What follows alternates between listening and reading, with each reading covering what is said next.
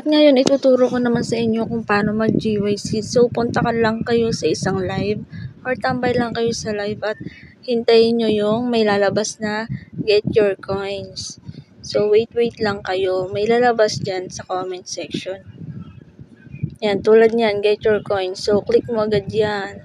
And then, mapupunta ka na doon sa tulad nito, sa isang live or sa isang party live kung saan may fireworks. At hintayin mo lang na mag-boom yung fireworks bago ka umalis. So, minsan maliit, minsan malaki, minsan walang nakukuha dito na coins. Okay, pero tiyagaan lang po.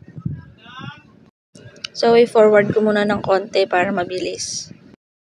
60 seconds kasi yun bago mag-boom. Minsan nga lumalampas ng 60 seconds, kaya i-forward muna natin.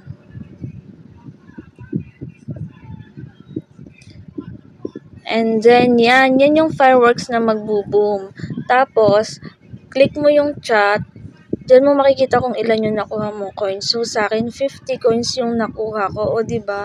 Pwede na. Basta matyaga ka, dadami yung yellow coins mo na pwede mong ipang trade at mapunta sa pink points mo na pwede nating sahurin.